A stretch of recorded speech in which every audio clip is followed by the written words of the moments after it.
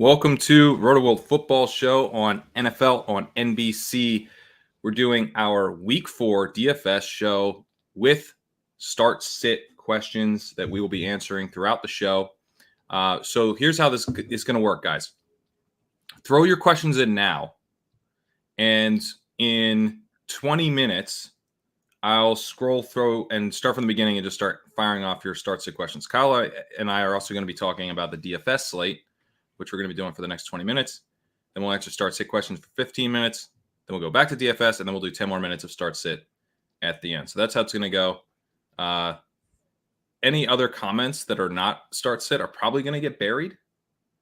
But, that's just how this goes. So throw in your start-sit now. We'll get to them in 20 minutes. Kyle, how's it going?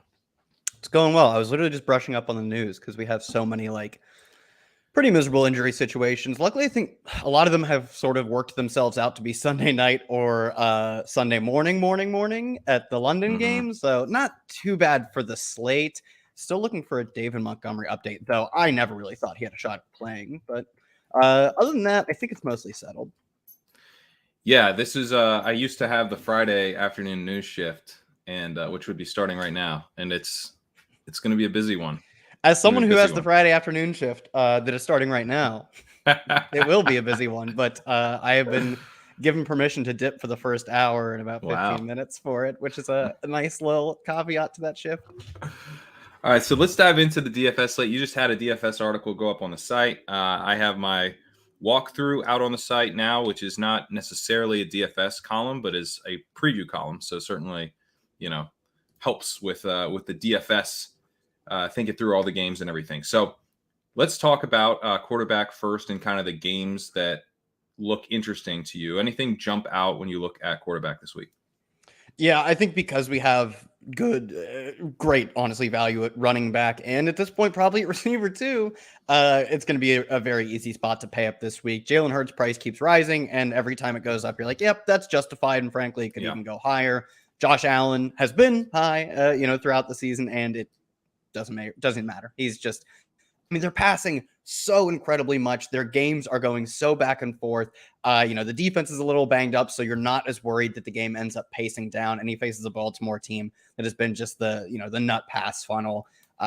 It's like an absolute slam dunk spot. And even on the other side, I don't think Lamar Jackson will be incredibly popular, because if you're looking at that game, you're probably just looking at Josh Allen, but another easy pay up spot with how much he's been balling out. So to me, there's a very clear top 2 tier of Allen Hurts, and then some pay down options if you want to just playing, Mark Andrews and Stephon Diggs. You can do that as a secondary stack and then run Marcus Mariota or something as your primary. Jared Goff against a terrible Seahawks defense. So I think pay up is probably the obvious thing that people will go to. It makes sense with the dynamics of the slate and the pricing. So here's one potential wrench in that, is that the Buffalo-Baltimore game, which we talked about yesterday on the Rotoworld preview pod, we both like that game. Everyone likes that game. I think it could be really, really fun for all the reasons that you just mentioned. But there are supposed to be winds there, chance of rain. I guess that's a potential for the game to flop. Now, it's a little hard to imagine this game truly flopping, but the guys that we want are also expensive, so maybe they just don't quite hit their ceiling outcomes, and that's not the way to play this slate ultimately. Jacksonville and Philadelphia is a game that really jumped out to me. I threw a thread out on Twitter on why I like that game so much. I took the over there. The over, though, was more appealing because the game has been bet down, and it's been bet down because there's 15 to 20 mile an hour winds projected. There's a chance of rain, so that makes me a little nervous about that. Not a ton.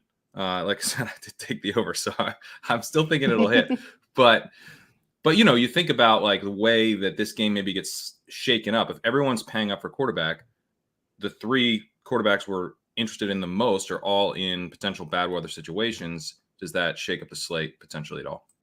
Yeah, especially with the Buffalo-Baltimore one. I don't feel unless it is truly reported to be an awful spot, which right now it's not great. Actually, I'm looking at the RG weather, the weather report, 20 mile an hour winds, stronger gust. And we know there is a threshold of somewhere around 20 where there is a measurable mathematical impact on quarterback production and just overall game production.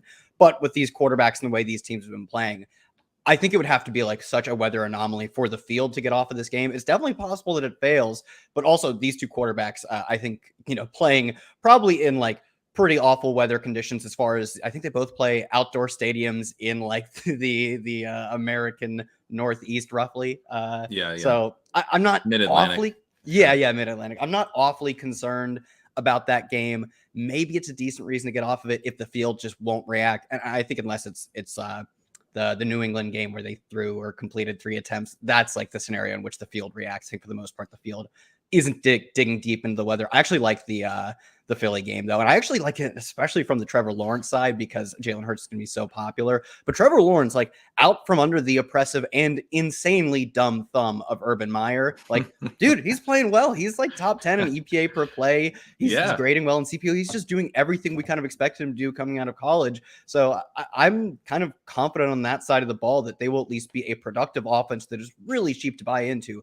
Both the teams in that game as well are top 10 in situation neutral pace. So it should be a spot, even if the total isn't insane in that game, where they're at least running a lot of plays, which especially on DraftKings is perfect for just like racking up PPR points. Yeah, they're both pass first teams, although the Eagles are actually more pass first. The Jacksonville Jaguars are a bit more balanced, but the strength of their team is very much the pass. And they're both very good teams. They're second and third right now in point differential. So I think, there's some good. The Eagles defense is very good, and maybe the Jaguars get exposed here. But I think even if they do, the Eagles have had 48 combined points for the last 2 weeks. They've only had 15 points put up against them. So it's like the Jaguars can just push a little bit. I think the Eagles could be really interesting. And to your point on the Buffalo game, and Baltimore is just not New England. Like they're actually a pass first team as well this year. They're really kind of leaning into Lamar Jackson, Mark Andrews. I think Rashad Bateman, although he's been a little inconsistent for fantasy, has been really helpful for that team as a whole. Devin Duvernay as well. They're actually able to stretch the field with those guys. They haven't lost a beat since they lost Marquise Brown. So, yeah, it is tough to see that game completely failing. Any other notes at quarterback? Like if you're not going those guys, I would be pretty nervous about rolling out like a Derek Carr this week. It's like you don't really have the ceiling. Jared Goff, Daniel Jones, like all those guys seem pretty bad. You mentioned Mariota. Is there any other ways to play this? Yeah, I think Mariota is interesting, but it's just one of these spots where like the bulk of your points, at least like the highest ceiling points for most of your teams, especially like on DraftKings, are coming from like 3 spots, like your highest scoring wide receiver, your highest scoring running back, and your highest scoring quarterback. And we've seen like Lamar has like 2 of the best fantasy games for a quarterback in the past few years, like 2 of the best games all time. He's especially in DraftKings, the double, which like is not a thing that has almost ever happened in the NFL. He is legit a weekly threat for 300, 100 now, which is just insane. So like bringing a Derek Carr to that fight where let me see if I can find the last time Derek Carr put up 30, which Lamar is like easily. Has he had 300, 100 or not? No, probably not. But he's maybe had like 315. Man, yeah. I don't think 30, you get a bonus for that. 30. It's been years. It's been 2020. He did it once in 2020, and before that, like never. Legit. Yeah, before that it was like 2018. He has no chance of outscoring the ceiling outcome for an Allen, Hurts, Lamar. And that's why for all of these quarterbacks, and we've seen it in DFS in the past few years, where the way these like new range of quarterbacks are scoring, it's just so impossible for these mid-tier guys to compete with them that like I get the appeal of Marcus Mariota. That game has a surprising total. Last I checked, it was 47. It went up to 49, but came back down to 47. Still a good total for this slate. But the Falcons, I think, are 31st in total pass attempts per game right now. They're just not running a lot of volume. They haven't been that. They've been a perfectly fine offense. You're just not getting like insane fantasy outings from them. So. Yeah. And outside of that, I think Justin Herbert would be kind of an interesting one. I know he's dealing with the rib issue, but I don't think it's that drastic for him that it would limit him from a ceiling performance, because we saw ceiling throws from him last week. So, and they kept him in with literally till the last second of the game, down 28, completely dead. There's mathematically zero way. And they just kept him in. And Brandon Staley was like, yep, he wanted to be out there with his team. So to me, it seems like something that probably hurts a lot whenever he comes off of his painkillers. But in the game, I'm guessing it can't be made that much worse, or they would have pulled him. So I don't mind him, and he's kind of cheap on DraftKings for a player who I think does have a similar-ish ceiling to an Allen or Hurts. Like, he doesn't have the rushing output, but he could throw, 404 or something. Derek Carr ain't doing that. Yeah, I like that. I like that as a way to try to keep pace in a contrarian way at quarterback. All right, let's move to running back. And again, in 10 minutes, we are going to answer some start sits. So keep firing those questions in the chat. We'll get to them in 10 minutes. At running back, we have some big old chalk this week. Yeah. Jamal Williams, I think, is going to be super, super chalky. Detroit should be able to move the ball pretty well against Seattle. I don't think this game is going to get away from the Lions. Seattle's not exactly like a powerhouse offense on the other side, so we should be able to see, as much rushing as Detroit really wants to do here. However, I do wonder about how good the Lions are going to be. I think Amon-Ra St. Brown is like a major cog in that offense, not just a fantasy guy, but someone who like makes the offense go. Yes. Because of the way that Jared Goff plays. He needs his safety blanket, and he doesn't have it this week. I don't think TJ Hawkinson, maybe he'll benefit from a fantasy perspective, getting some of those targets that would normally go to Amon-Ra, but he's not Amon-Ra St. Brown. He's not going to be an engine of the offense in the same way. I'm not sure that anyone can really step up, and we saw the Lions really struggle for a lot of last year before St. Brown emerged. So part of me just wonders if, you just kind of bet against the Lions here with this massive Jamal Williams chalk. But I get it. He already had a goal line roll. He already had a short yardage roll. He was already used some in the receiving game. And so, he's in for a pretty strong workload if the Lions don't fail. Yeah, I feel better about him than I even did with like Leonard Fournette or like Josh Jacobs, Miles Sanders last week, because the role for him should be absolutely elite. Whereas like any game, even if Josh Jacobs is a big home favorite, if he doesn't get in the end zone, you have no chance, because most games he's not, especially when they're home favorites, probably not racking up 5 or 6 catches. And if he is, it's probably because they're down and they're not getting in the end zone. He just doesn't have that perfect role, whereas like Jamal Williams should have that role on lock. So, and they are favored. The line has come down, open at 6, down to 3.5. But still, I don't see that crossing the key number of 3. I still think they'll be big favorites against a bad Seattle team. So it's more difficult for me to get off of this week. But I would say that it's almost at the point where if I am playing Jamal Williams, it's not in a lineup that I'm playing like Hurts or Allen, or either that, or I'm playing like a Gabe Davis or a Rashad Bateman, something kind of really off the beaten path with those players. So it's not, I don't think it's like as bad of a play as some of the other chalk running backs were last week. The role should be elite and it's a good spot for a running back. But I understand the hesitation with the fact that the reason I felt so comfortable fading those other teams or those other running backs was because I was just fading their teams. I'm fine fading the Raiders. Like Raiders drop 35 and Jacobs puts 3 in the end zone. I live with that because I don't think that's a very likely outcome.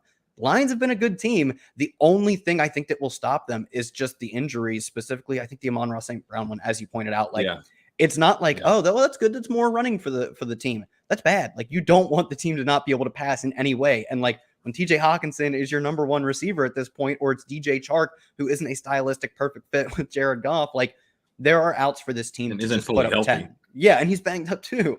I mean, yeah, and Josh Reynolds actually set up practice early in the week. He should be fine, but like their guys are all beat up and not that good without Amon-Ra. So I still think it's a fine play. I don't think I'll get off of it too much, but like if we look back and he got 20 carries for 80 yards, didn't get in the end zone, and the team put up 13 points, like that would be totally foreseeable.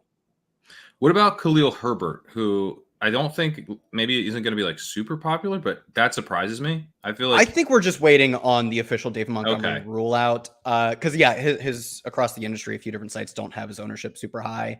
I think it's just they haven't made the official move yet because David Montgomery is still like has a chance of playing. Whereas I think we're going to get Montgomery ruled out. So it'll happen. I'd bet on it happening, but it's not the same. Are you playing him into chalk? I don't think I would.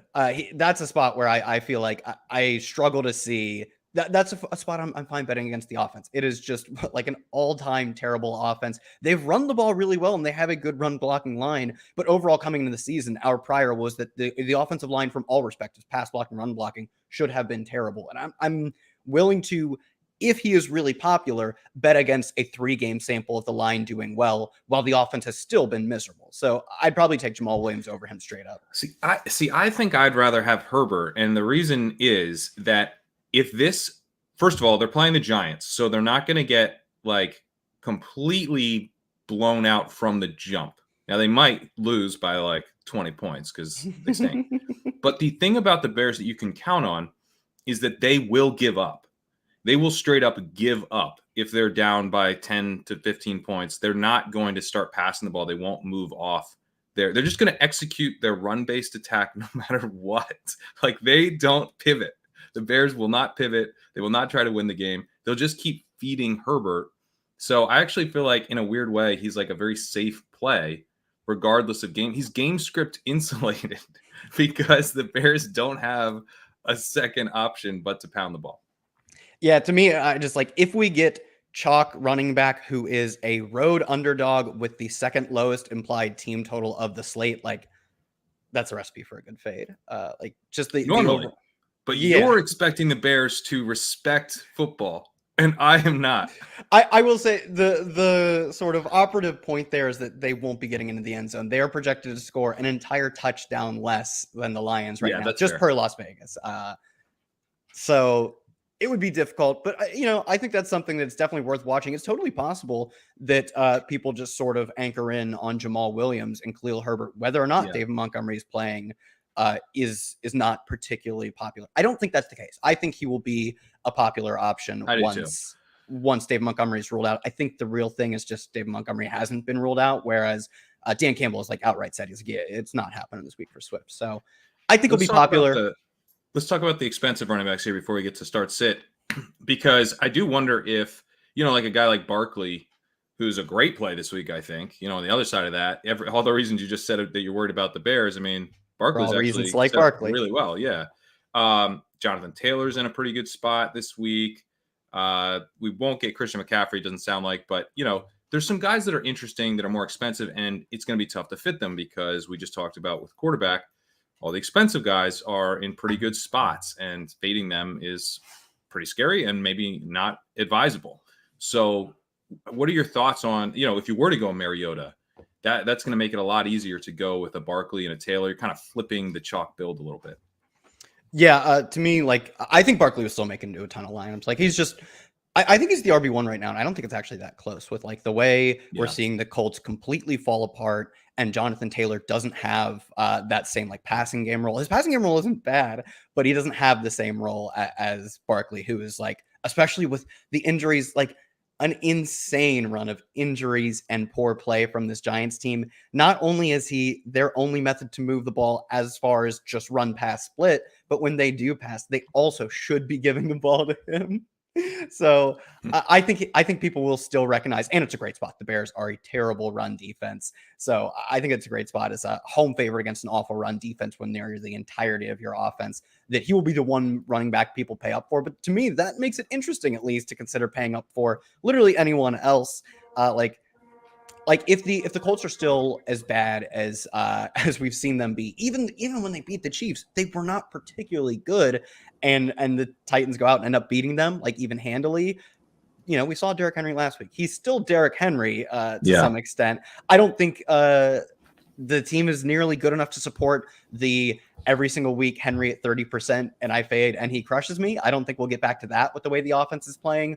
But in a close game versus a fellow bad AFC South team, you could certainly see it as a spot where he gets up to like 25 carries, goes nuts. And we got targets for him last week, 6 targets. He only ran about half the routes, so it's not, I think that's a bit anomalous.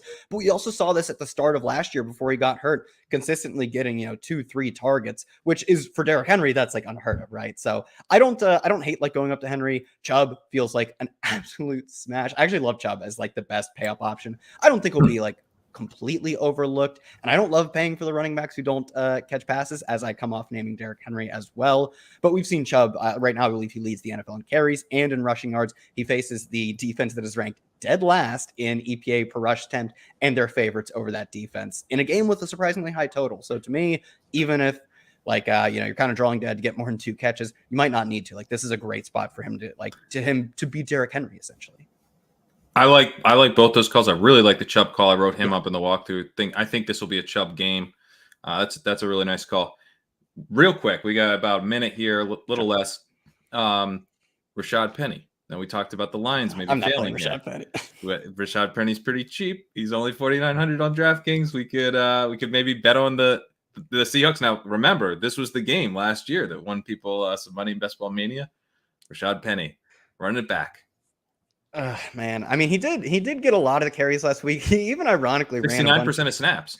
Yeah, he ran a bunch of routes too. As Penny does, he did nothing with those routes. I will always remember you saying like, "Yeah, I can't pull him into my database because he has a bunch of routes and hasn't been targeted yet." Yeah, he gets targeted. All right, so you're out on Penny. All right, let's get to the start set here.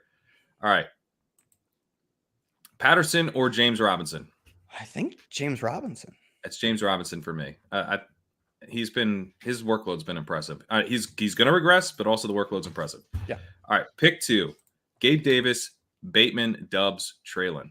We'll get to it when we talk about receivers, but Davis right now is an injury situation to monitor. Like I'm not 100% sure. Aggravated the ankle. Yeah. Yeah. I think I'd be Bateman and Treylon. I'd go Bateman and Dubs, but at this point, I mean, like maybe you can throw some shots on Gabe in like real large tournaments, but like in my home leagues, like you thought, like we talked about, like you're like, well, maybe it's just the ankle injury that's holding him back. And it's totally possible because like if he was actually bad, they probably wouldn't run him every single route, every single snap, every single week that he's healthy. But if it's the ankle injury that's been holding him back, it ain't getting better after he aggravates it midweek. So I'm kind of out on him this week. Okay. Rate this trade, please. Now, was this trade already made? We will not. I think rate this trade feels like it was made, so we're not answering it. We will not answer questions about trades that you've already made. This is Start Sit Show. Flex PPR: Romeo Dubs, Dameon Pierce, or Jeff Wilson. Jeff Wilson. Jeff Wilson, right? I like Jeff Wilson right now. Yeah, exactly. Someone dropped Pitts, but I have Andrews. Should I spend half my fab, and drop one of DJ Moore, Jeff Wilson? Oh my God, this is like a whole thing. This is a weird question too, because like obviously you're not starting him at tight end, and are you starting him over these players in flex? Like maybe, but it's a marginal upgrade. You'd just be doing it to block someone else. And from what we've seen with Pitts, like I'm not dying. Like you can spend your entire fab on Pitts if you're one of my opponents. It's an upgrade for you, almost certainly. I still have him ranked as I think I dropped DJ Moore for Pitts. I don't think he's that much of an upgrade over Garrett Wilson or Ramondre. I think you're just doing it to block your opponents. And I don't think you're blocking them from an elite tight end option. You're blocking them from a good option. Yeah, but you're dropping DJ Moore. It's been terrible. And I love DJ Moore, but my God, this offense isn't coming back to life. Yeah, that's fine with me. Like I'm dropping DJ Moore for other players. It's just in this scenario, I didn't want to drop him for Pitts. What do you like? Who do you like more to start this? So you capitalize more there. Oh, I see. It's just a bit. Who do you like more to start this week? They're both DJ or Elijah? They're both. It's pretty good fun. Now it's a little hard to read if you don't know what you're doing, but I respect it. DJ or Elijah? I think it should have been DJ or Elijah. Who do you like more this week? Setting up the names to know. Yeah. You need to know that there's a pun coming. But I do like. I no longer respect the pun. Elijah. No. Sure. Yes. Really? It's so tough. Like, I think Elijah's like kind of settling in as the number 2 on that team, but they're playing football that's great for any any non-number 1 pieces because they play fast and they pass a ton. Whereas the Panthers, ironically, actually do play fast, but they are like last in the NFL in plays because they can't sustain drives because they suck. So, yeah. You know what? If McCaffrey doesn't play, I will change my answer to DJ Moore. If McCaffrey does play, I will say Elijah. How about that? I like it. All right. Jimmy G or Cooper Rush in Superflex? Jimothy. I think I'm Cooper, man. I think they go to the air here. In the walkthrough, I named it after CeeDee Lamb this week. I think he gets right. I think the Cowboys actually pass a little bit this week. So I have no problems with this. I'm not going to stump for Jimmy. Starter sit Dalvin Cook for CeeDee Lamb at flex. I mean, you got to get CeeDee Lamb in your lineup, but I don't think it's for Dalvin Cook. I don't know how loaded your team is, but you got to play both. I don't know. Let us know in the second part of this if you give us a follow up. Yeah, but definitely Cook and find a way to get CeeDee in there. You get him in there. With Dalton starting, do I start Taysom as a tight end? No, I don't think so because Taysom's also banged up. He didn't play last week. He'll play this week, but he's playing through, I think it's a rib injury. And we saw last year too, I believe it was last year, maybe it was 2 years ago, that they were hesitant to get him in the lineup because he was coming off of an ankle injury. And everyone's like, well, try out Taysom. And they wouldn't do it because he wasn't healthy. So I think they'll slow play him if they because he is their. Yeah, they got to save him for week 17 so they can break best ball. All right. Which end of the bench wide receiver would you prefer to roster in half-point PPR? Woods, MVS, Richie James, Marvin Jones, Julio, Rondale, or Wandale? So this is a roster one of these guys. Rondale? It's Rondale or Julio. I almost said Julio, so I'm actually going to go with Julio then. You gave me the confidence to say it. He was really good in week 1. He was like elite in yards per route run. They were even giving him carries. Like, it's clear they want to get a spark going with Julio.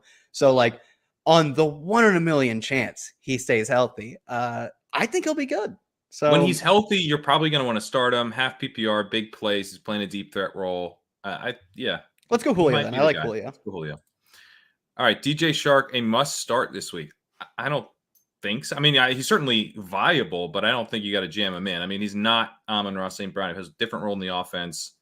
I don't know. I don't think he's like going to just feast because Amon-Ra's out. I think I ranked him on the 3-4 borderline, but that's not must start. I have plenty of teams where I have like a bunch of guys in the top 24 because that's how I build my roster. So must no. Are you probably starting him? I'd say so. I'd say the average team with him. Yeah. Yeah, for sure. Yeah. Olave or Brandon Cooks at flex? Olave. Cooks. Even with really? Yeah. I think this is a good spot for Cooks. All right. Yeah. I'm not that confident. Andy Dalton's deep threat? You want to get Andy Dalton's deep threat in your lineup? No. Andy Dalton's wide receiver 1. Chris Olave can run routes on any. Jarvis Landry is his wide receiver 1, man. Disgusting. He's not good. Chris Olave is not Andy Dalton's wide receiver 1. Kirk or Goff? Kirk for sure. Now that I nuked Goff with Amon out. 100%. Someone just said MBS. I'm not sure. That must have been an early question. Olave or Brannick? We got that. Don't put it in twice. Don't put your questions in twice. Ramondre or Dubs? This is an interesting one. Dubs. I like Ramondre, but like you've been outvoted. Eric and I say Ramondre. All right, fair enough. Well, if Eric says so. Yeah, Eric's with me. All right, full PPR. Lamb or DeVonta Smith? He started Chase and Waddle last night, so playing from behind. So we gotta help this guy out. Lamb, whether or not you're ahead or behind, I just think Lamb. I agree. He's in a really good spot this week. Lamb. I agree. My dog is shaking a toy behind me. If you're wondering what that noise is, Dameon Pierce or Treylon Burks in the flex. Dameon Pierce. I think you're going to say Burks, aren't you? I mean, am I not going to say Burks? He's running all the routes. He got targeted heavily in his first 2 games. He didn't run a bunch of routes in those games. Then he runs all the routes, doesn't get targeted at all. But then, that's not good. But the coach then comes out and says, Todd Downing says, man, we got it. This guy is so good after catch. We got to give him the ball more this week, and he's going to be running all the routes. So I would go Burks. But I think Pierce is actually in a pretty decent spot.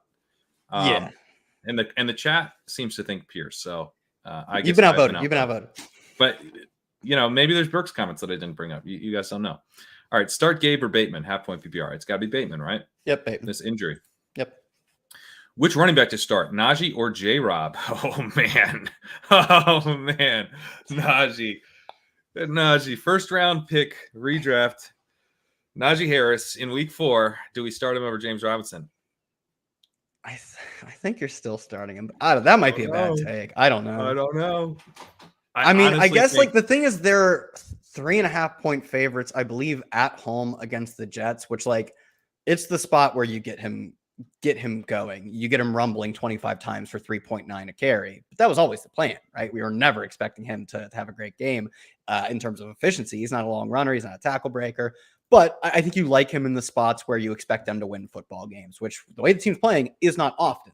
But against the Jets, with Zach Wilson only ever showing us being terrible at football, I'll take Najee one last time. But man, it is Najee. The answer is Najee. It's just fun to think about maybe it not being Najee. Dude, it could totally not be Najee. All right, PPR flex, another league, Ramondre or Pollard?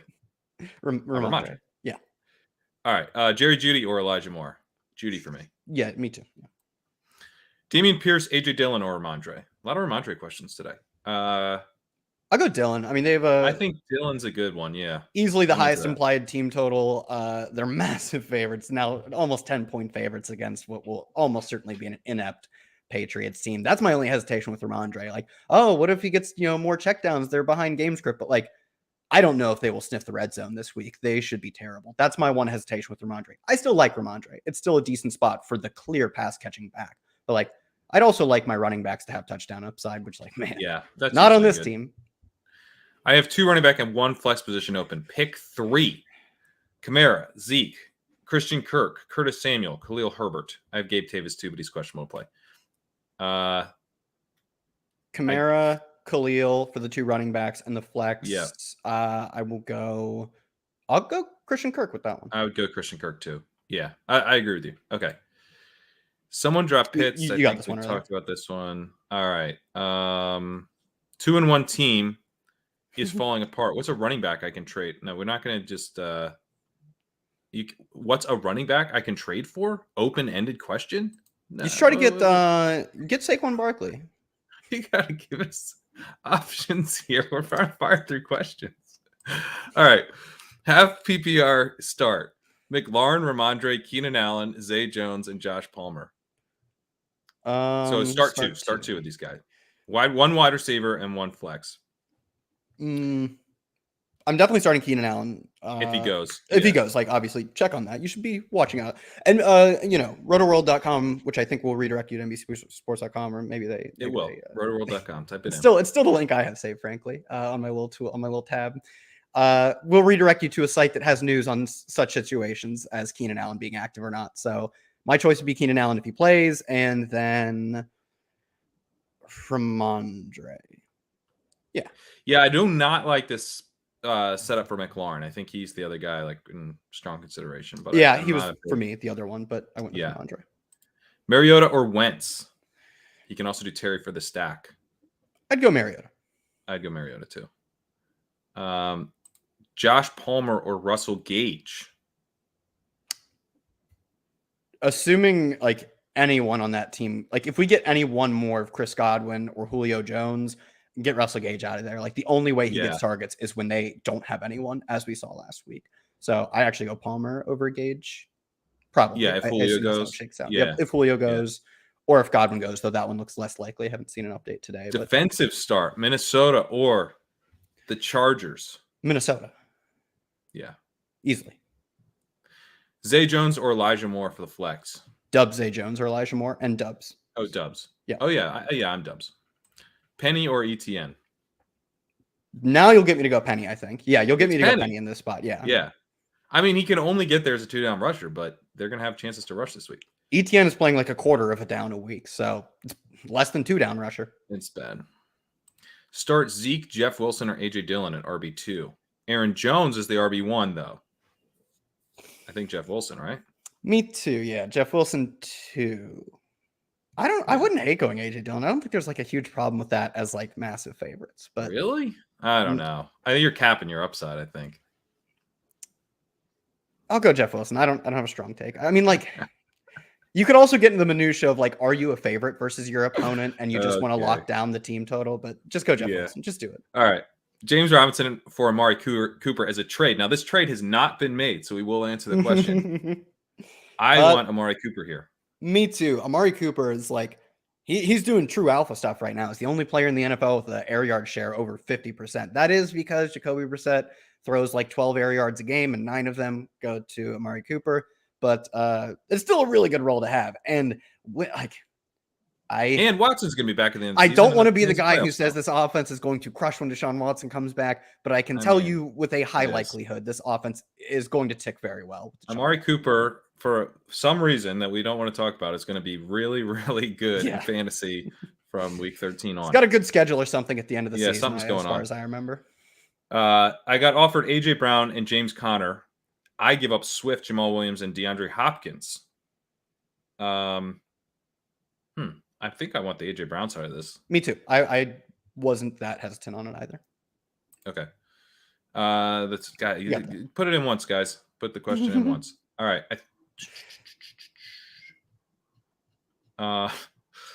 Let's see. I receive Chase. He receives T. Higgins. What do I do? I think I'm full T-pilled now. I think the answer. I mean, I saw it last night after the game that the tracker of times they've played together and T has outscored Chase has been pretty incredible. He is clearly outproducing Chase when they play together. Chase is better. It's Chase. And I love T. I have a ton of T, but Chase is a better receiver. Should I pick up Russell Wilson off waivers? I would need to drop someone like Trevor Lawrence, Chase Edmonds, or Deontay Foreman. I mean, I don't know. I don't like to carry two quarterbacks a lot. I think in vacuum, I'd rather have Russell Wilson than Deontay Foreman. But, I don't Yeah, know. me too. Yeah, because the thing is, like, I'm honestly, I wouldn't start Deontay Foreman this week, even with CMC out. Like, I don't have any confidence that he would be the number one back. And even if he locked down every touch, he's not going to be as efficient as Christian McCaffrey. So that locks him out of 100 yards, because that's what we're seeing from McCaffrey at his peak. He's not catching passes, which Christian McCaffrey wasn't also doing. He's not scoring touchdowns, which McCaffrey wasn't also doing. He's like 20 carries, 80 yards if he gets every single touch that McCaffrey got. Like, I don't. Let's do one more, and then we'll talk about the wide receiver slate this week. 2 wide receiver, 1 flex. Who do I play this week? Keenan Allen, Thielen, Lockett, Breece Hall, Isaiah McKenzie, Dortch. You cross off Dortch because we might get Rondale Moore. Mm-hmm. He's dust. Lockett definitely Keenan Lockett. Plays. Yeah, Lockett and Keenan I'm fine for with sure. Lockett too.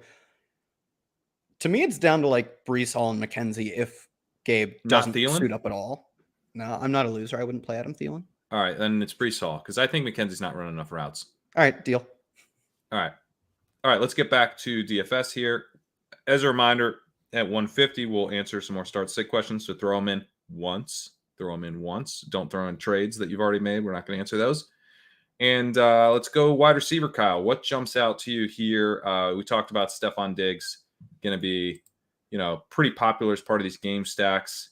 I talked about CeeDee Lamb just a few minutes ago about why I really like him. I don't know if he'll be super popular, but I think he's a great play. I guess in general, one of the things I'll kind of just ask you about here is that it kind of feels like a week where there's these game stacks and then there's like a lot of interesting one-off plays. Like I'm not necessarily that interested, even though I like CeeDee Lamb, even like a mini correlation. What is the mini correlation? Is it with like Curtis Samuel? Because I don't like McLaurin's setup. So there's like lots of guys that I'm kind of interested in, but then I don't know how to actually play them. Yeah, I think that's a kind of a good way to put it, is there will be a handful of players who, because they participate in a game that we really want to be targeting, will be extremely popular. Like Stephon Diggs jumps out as one that comes to mind. I would say probably get the same thing from, I would assume AJ Brown, though I think maybe we could see a little bit of Devonta Smith's team. He's only up to 5,800, which given his production over the past 2 weeks seems like a very low number, although I would imagine that kind of regresses. He isn't even he's barely out producing or out, opportunitying AJ Brown. Like they're still clearly locked into a battle, even when Devonta is going off. Whereas when AJ Brown goes off, it's because he's, the alpha, the stud. So I think it'll be like AJ Brown, very popular. Stephon Diggs will be, I can't imagine anything but the most popular play of the slate. After that, I'd be interested to see what like the Cleveland and Atlanta receivers are at. We could see some popularity for Drake London. That's a game that I think it could go overlooked, but maybe it's only like my Nick Chubb thinking that says it could go overlooked. I would say to me, some of the more interesting receiver spots are just the secondary pieces in those games. I would go with assuming Gabe was ruled out, like a McKenzie, or even throw it to tight end and go to a Dawson Knox, but none of their guys are running a ton of routes that aren't Stephon Diggs or Gabe Davis. The thing is, Gabe Davis will be out, and I don't know. Yeah, but we saw Kumaro. Now is Kumaro banged up? Kumaro's knee is busted up. I don't know if he's he played 3 snaps and took I think a helmet to the knee instantly. But I think it could be honestly, I think it could be Shakir, or I don't think it'll be Hodgins or something, but they don't seem all that interested in playing Jameson Crowder or Isaiah McKenzie on the outside. And Gabe Davis plays all of his snaps on the outside. So Gabe Davis being out would be good for targets because whoever they put in for him is not going to earn targets the way that Gabe Davis would downfield. But it might not be good for routes. And routes is the issue with McKenzie. Yeah, I think I'd still go to McKenzie just because of their lack of other options. But I don't think it would be this incredible boon of him getting to 100% snaps. I totally agree that he's just, as a player, is limited both by his size and his skill set, and also the team sort of recognizing that and not using him, not throwing him outside for 50% of his snaps or whatever. He's going to play every snap in the slot that he plays. Kumaro didn't practice Wednesday. I don't think he practiced either Thursday, so he's probably not playing. So I was Yeah, who would they like? I legit don't know who they would play outside. Like, it's possible we see more targets go to the running backs. It's possible Dawson Knox finally runs routes. He's pass. Why is he pass blocking? Don't let that guy pass block. But he's doing it. He's doing a lot of it. He's running like 60% of the routes right now. It's disgusting. Very ugly. Because by the way, he's not very good. So he needs all the routes he can get. Got to get that boy more routes. Yeah, I assume I haven't updated what I'm looking at for ownership, but assuming Chark plays, which I think is he got cleared for practice on Friday, so he's playing. Amon-Ra's out. He'll be very popular. Maybe even some like Josh Reynolds love. To me, like that. Honestly, both of those players are players I'd not really consider turning to. They just seem like particularly fragile spots. To me, Rashad Bateman, I doubt he gets super popular because he's not getting the ball a ton. And, I think the DFS space has evolved enough to where a guy who isn't going out and getting a ton of targets won't be incredibly popular, but he's still running a pretty healthy amount of routes. And the reason he's not getting targets is because he has a 17 ADOT. He doesn't need a lot of targets. And those players, like, if you're getting 10 targets game at 17 ADOT, you would be like a 200-yard player a game. Right. So it's understandable that he's not going out and getting. I mean, that's basically what Julio Jones was at his peak, is that he was actually, it wasn't quite 17, but he was like a true deep threat who got targeted heavily. And Calvin Ridley was that way too in the year before Calvin Johnson got suspended. Yeah, also, like these are like I like the best wide receivers in football. Yeah, exactly. But it is hard. Obviously, you have to basically be a Hall of Famer to draw targets at a super high rate and be while having a ton of air yards. Exactly. Yeah. So, so I'm not. The point being though, I am not too concerned that he's got 4 targets and 5 targets in the past 3 weeks or whatever, 2 and 4 catches, because he doesn't need that much volume to get there, and I don't think he'll be particularly popular. I think you can make maybe not like the air yards target, but just the overall volume in a game we love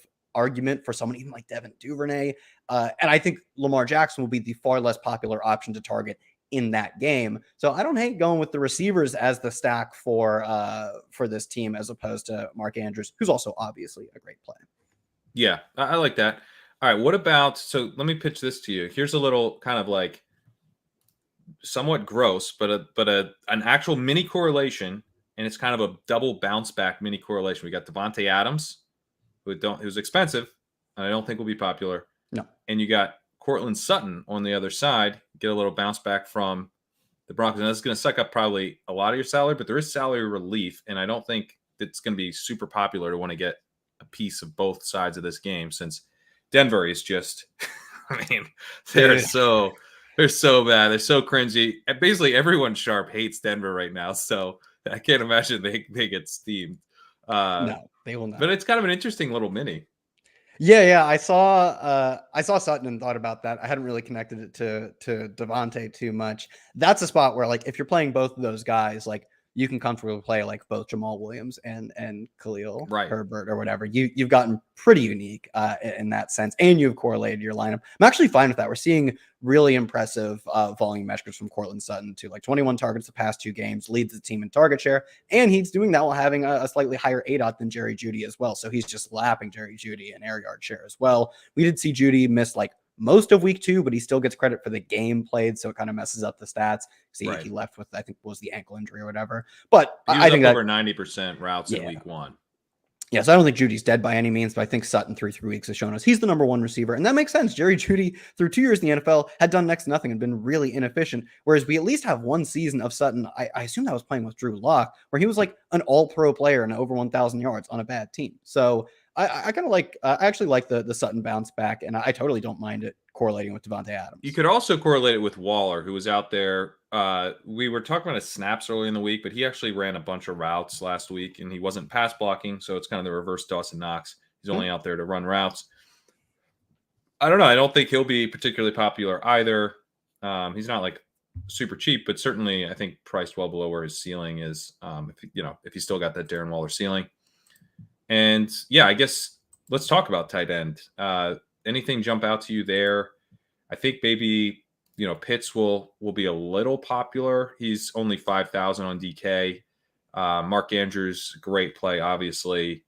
Pat Freiermuth was someone that I was a little interested in. I think he's pretty clearly the number 2 target earner on this team. And they should be able to have some success through the air against the Jets. I'm so mad that we're not getting Pickett this week because I actually think it'd be such a fun debut for him. But I know it's a perfect spot. Like that's the spot you want to throw in your sort of green new quarterback who maybe isn't like that good. Maybe he's not quite ready to go. But if you're going to have him show up Zach Wilson, I mean, come on. It's a good spot for him to show out. So yeah, it's disappointing we're not seeing him. I like the Darren Waller call. We're seeing a really different Darren Waller this year now with the new configuration with Davante Adams. He's playing like almost none of his snaps in line as a true tight end. He is just playing as a wide receiver, and it's helped his ADOT as well. The other, the give and take of that is it has not helped his target share, though I think that's Davante Adams. That's not the role. He would have been a target monster in line or out wide, but it's Davante Adams. And Waller's always been like really spiky. Like, you don't get a ton from Waller and then he puts up 50 points,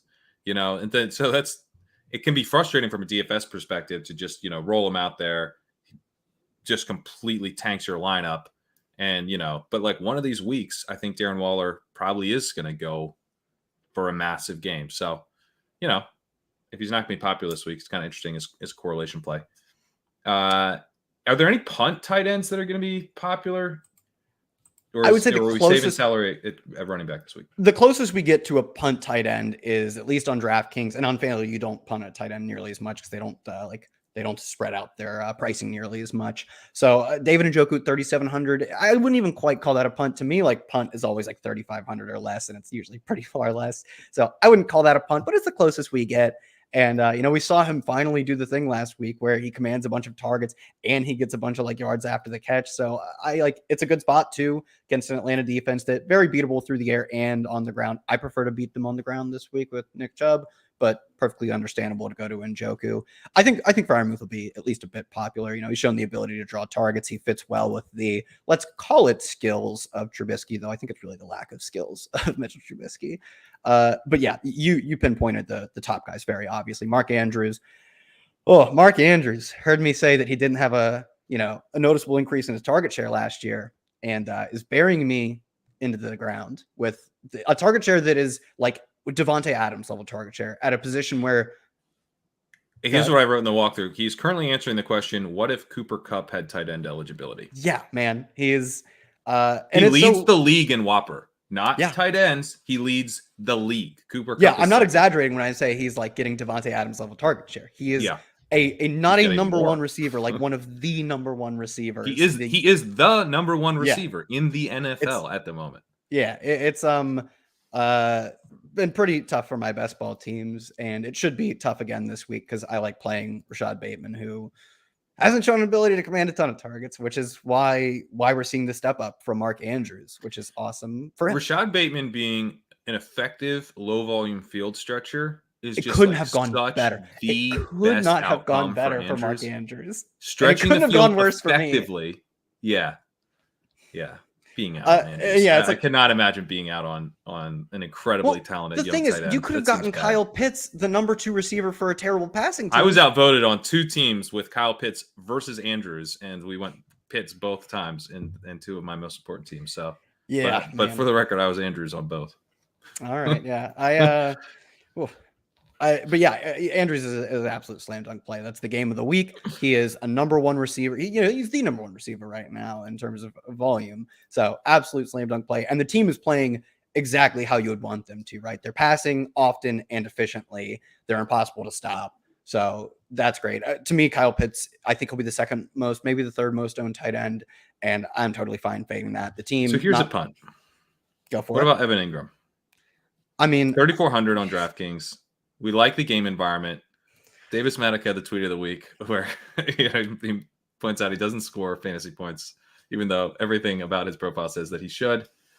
But this game could be one where Trevor Lawrence not only is passing, not only is putting up points, but needs to get the ball out a little quicker than he has because of a good pass rush that he, has to get around by getting the ball out a little faster, a little shorter. Evan Ingram has a tiny little baby ADOT. And might be seeing some targets this week. I'd rather drink bleach, but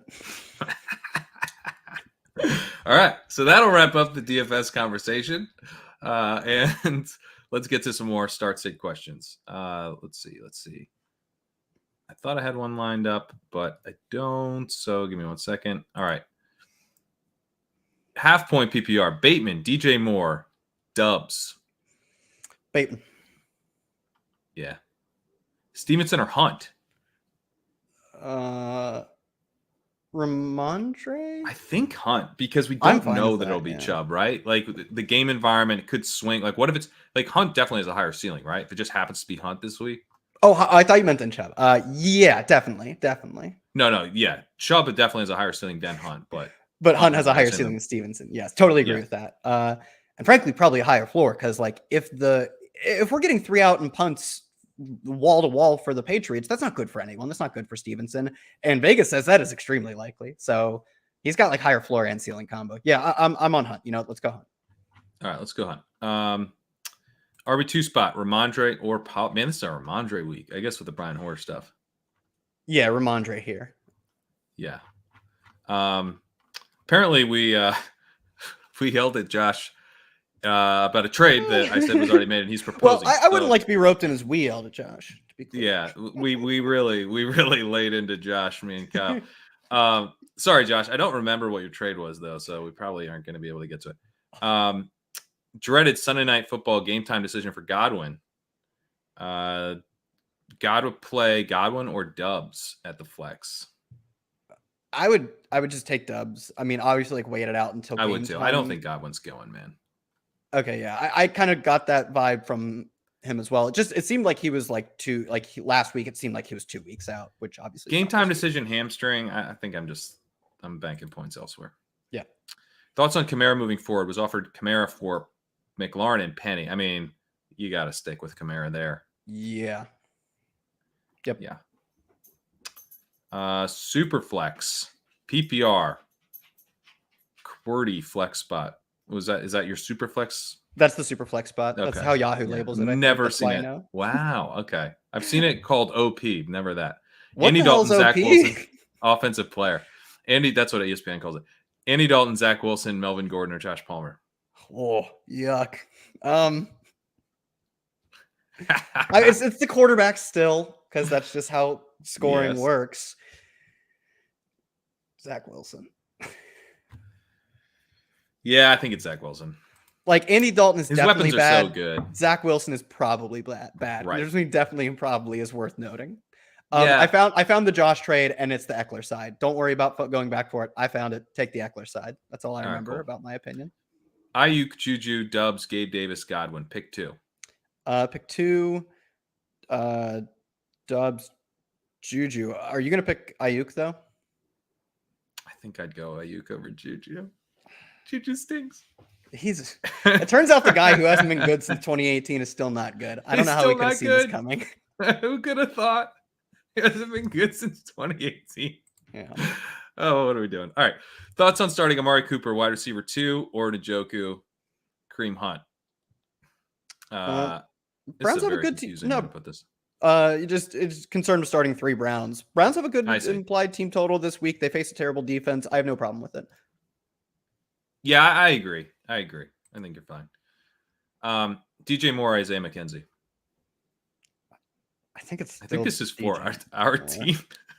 No, it's not. We didn't get McKenzie. I think it's still DJ Moore. I mean, DJ Moore's target share is strong, 24%, and they're losing their pass catching running back. LaVisca also banged up. RIP. We had a good time though. So I think it's still DJ Moore, but man, like it's DJ Moore because we're arguing about wide receiver 3-4s. It's not because we're excited. Right. Drake London, Gabe Davis, Damian Harris, or Jeff Wilson in the flex. Start the alpha receiver, Drake London. Yeah, maybe start the alpha receiver. I don't know. Drake London, baby. Injuries have me reaching Josh Reynolds or DJ Shark. Where do I go, Mac Hollins, if Renfro is out? I think I would go Chark over all of them, including Hollins if Renfro's out. Yeah. I think that's probably right. I think Hollins is still clearly the third receiver for a fine but not like exciting passing attack. Right. Whereas Chark will be, I think it's a pretty strong lean that he'll be the number 1 receiver. For a passing attack, it's also not bad. They might be bad without Amon-Ra, but so far they have not been bad. If CMC doesn't play, would you start Foreman / Chuba over Penny or ETN? I would not. Nope. Half PPR, 1 wide receiver, 1 flex. Keenan Allen, Zay Jones, Julio Jones, Josh Palmer, Terry McLaurin, Stevenson. Keenan Allen if he plays. I feel like we answered this one. Am I wrong? I think we did. I don't know. I think we answered it. But it's Keenan Allen and Julio. Oh, yes, correct. Yeah. Maybe it's not Julio. Maybe it's Stevenson. I don't know. Julio if he's healthy. Yep. Which he never is. On the Cook and CeeDee Lamb flex issue, I think that's a comment. Okay. Half PPR, need 1 running back, 1 wide receiver, and a flex. Breece Hall, Dylan, Olave, Garrett Wilson, Jeff Wilson, DJ Moore, Hunt. I'll go Hunt, Breece. And a flex. Oh, and a flex. Hunt, Breece. And a wide receiver. And Garrett Wilson. I have 4 flex options. Ramondre Stevenson, Garrett Wilson, Romeo Doubs, or Kareem Hunt. Let's just keep hunting. Keep hunting, brother. You know what? I think I'm going Garrett, man. I'm just embracing the Zach Wilson risk. Give me the guy who's breaking out as a number 1 wide receiver as a rookie. Garrett Wilson. What could go wrong? Nothing could go wrong. It's going to go wrong. Najee, Derrick Henry, Kamara, and Herbert. Pick 3. Sit Najee. Sit Najee. Yeah. Yeah. Man. Oh, man. I think Kamara would actually be the guy I'd be thinking about. But yeah, I think you're right. With Thomas out and Andy Dalton under center, I feel like I'm gonna give him one last shot at doing the Kamara That's right. stuff. That's correct. Yeah. Full PPR, Alan Lazard versus New England or Chase Claypool versus New York Jets. I think it's Alan Lazard. I think it's Lazard too. Yeah. Yucky. Gibson or Jeff Wilson? Jeff Wilson.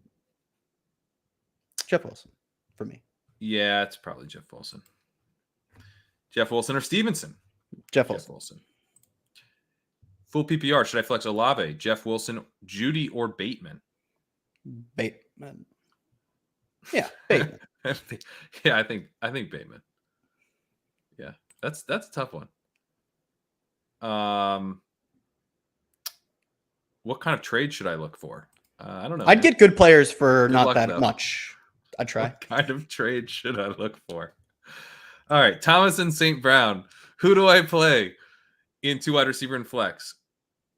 Brown, Samuel, Ayuk, Dubs, ETN, Stevenson, Madison. This is a standard league, no PPR. Yucky. Stevenson and Dubs. Yep. Wait, is the Brown Marquise Brown? I don't know. We're setting your whole lineup, but it's tough when it's like 5 things and a start 3. You got pick this one, one thing. All right. Oh, we got this one. Yeah. All right. Full PPR. Garrett Wilson, Henderson, or Pierce in the flex spot. See, this is I like this question. Garrett Wilson, Henderson, or Pierce in the flex. Pick one. Pierce. Come on, man. Dude, I can't be playing these Zach Wilson receivers, man. Come on, so dude. Bad. Pierce. No, it's Garrett Wilson. Live a little. TM David Kitchen. As a replacement for Gabe Davis, start Ayuk, Palmer, or pick up McKenzie. I'm going McKenzie. I think you'll go Ayuk. Pick him up. He has to drop someone else. There's an opportunity cost here.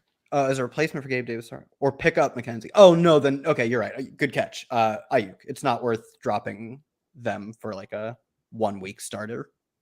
Agreed. Garrett Wilson or Elijah Moore with Zach back. I can pick Garrett Wilson for you now. Great. Yeah, you really went out on a limb there. I know. I'm a hero. We got this one. All right. We have a couple more minutes here. Half point PPR. I can pick Richie Garrett James Wilson or Garrett Wilson. again. Garrett Wilson again. Look at me. Is Olave a fade if Dalton starts? I don't think he's a fade, but I would be breaking ties against him for sure. Definitely. Like Olave, I think the thing is Olave, he wasn't like this exclusive only ran 9 routes at Ohio State, right? I think that is like a good fit for him in the NFL, but I don't think when he doesn't have, Mahomes, Jameis Winston, Josh Allen, the deep thrower elites, he's going to disappear, right? And they don't have Michael Thomas this week either. So I still think he's fine. It's definitely a little bit of uncertainty that skews against him, but it's not like I'm like, he's unplayable now. All right. Cordero Patterson, Miles Sanders, Devin Singletary at running back. Singletary. Just give me the guy getting a bunch of touches on the best offense in the NFL. Cooks, Olave, Zay Jones, or Dubs at wide receiver. I'll side with your earlier take of pro Cooks, and right? I'll go with that. Yeah. And then there's a flex in this. Oh, just pick one more. Well. Dubs. Yeah, I think so. Your Dubs over Olave. Yes. I think I might be Olave over Dubs, actually. I'll take Aaron Rodgers, #1 receiver, over Andy Dalton's #1 receiver. But that's just me. I set myself up for that.